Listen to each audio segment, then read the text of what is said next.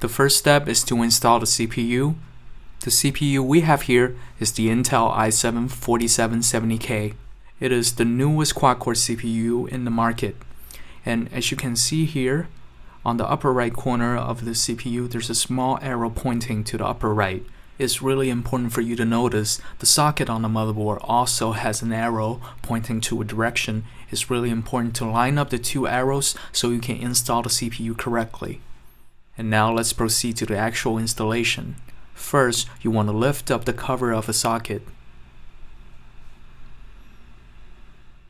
The next step is to carefully place the CPU onto the socket. Remember, there are two arrows, one on the CPU, one on the socket. Align them so you can do it right. The next step is to close the socket cover. After that, you want to push down the locking mechanism. Here, our friend Jessica is going to show you how this is done.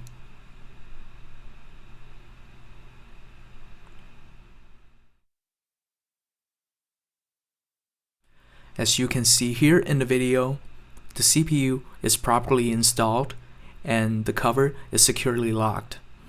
The next step is to install the CPU fan. We purchased a third-party CPU fan.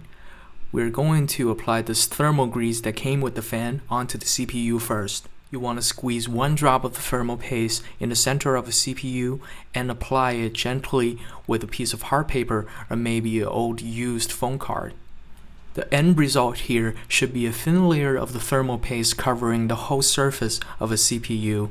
And if it's too thick, it will actually prevent the heat from going to the fan. The next step is to install the base of the cooling fan. As you can see, the four legs on the base correspond to the four holes surrounding the CPU socket. What we want to do is gently push them into the hole. When you hear a small click, that means they're properly installed.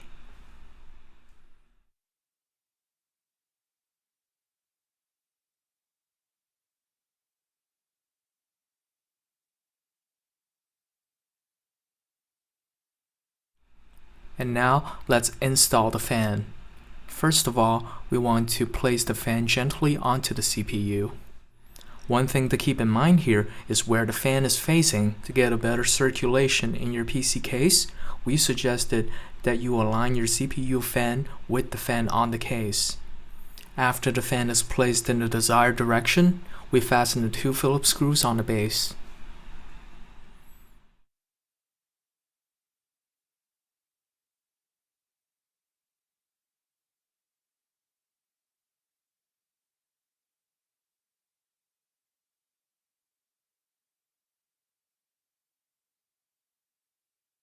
The next step is to connect the fan's power cable with the connector on the motherboard.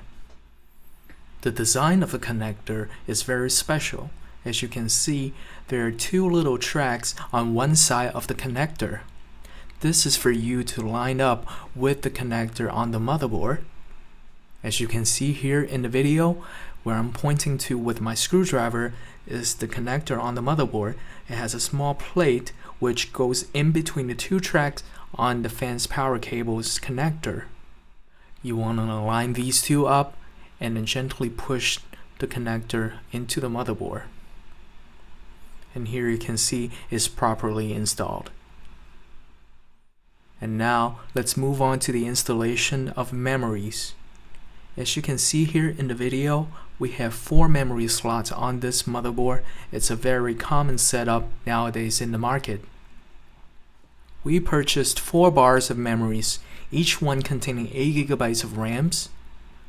Here you can see the connector on the RAM is not symmetrical. This design is to help people avoid mistake when they're installing RAMs onto the motherboard. As you can see, the slots, they're also not symmetrical. The installation is easy. Align the two together, gently push in, you hear a click, and you're done.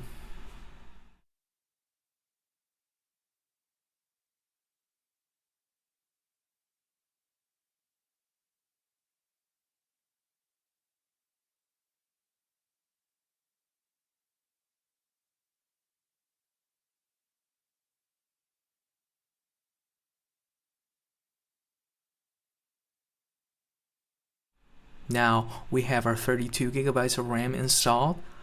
Let's put the motherboard into the computer case.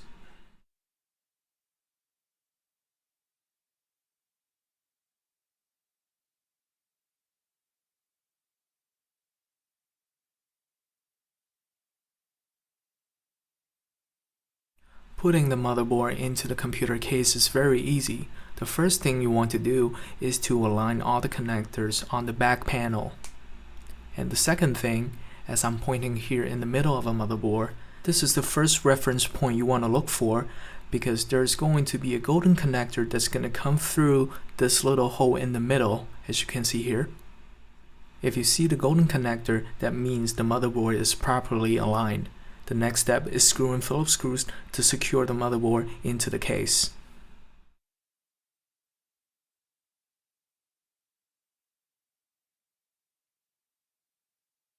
Let's move on to the installation of our hard drive.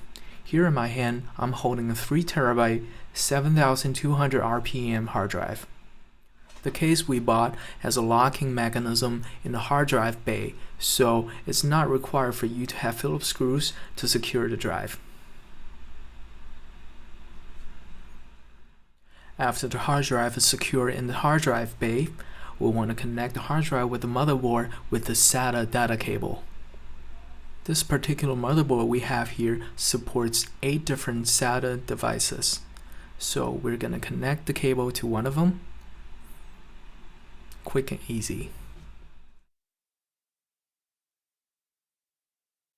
Here's a closer look on the back of a hard drive. As you can see, the smaller connector is the SATA data cable. The larger one is the power cable. We have installed the solid-state drive onto the bottom of the case, since the size of the drive is too small to fit in the hard drive bay. Here you can see the 2 SATA cable, one connecting to the mechanical drive, one connecting to the solid-state drive. Before we talk about the installation of a power supply, let's talk about one of its very special cable. This is the CPU power cable. As you can see here on the connector, it says CPU. Very straightforward.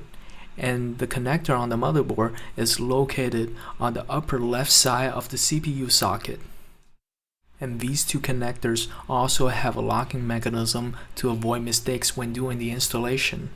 As you can see, there are 8 individual slots on the connector. Each has a little different shape. And now let's proceed to the actual installation. We align the connectors. Gently push it in with your finger. A small click as usual, and you're done. Now let's talk about the power supply unit. We have a 500 watt power supply unit installed in the case. You don't need anything more powerful than this if you're not a gamer. We secure the power supply unit onto the case with 4 Phillips screws. Here, here, and 2 in the bottom. Now let's talk about cabling. It's very common for people to do back panel cabling nowadays, but if you don't want to, you don't have to.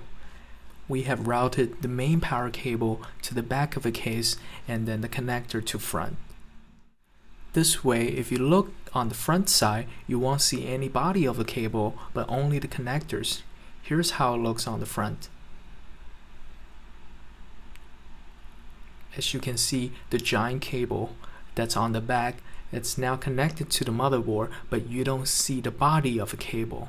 The same thing goes to the power cable to the hard drives.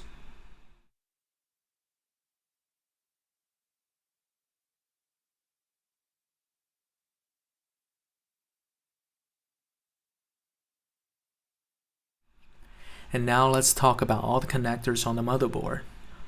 We have 2 USB 3.0 on top, 1 traditional keyboard and mouse connector, 1 digital video output, 1 analog video output, a display port, HDMI port, 4 more USB 3.0, and the 2 red connectors are eSATA cable.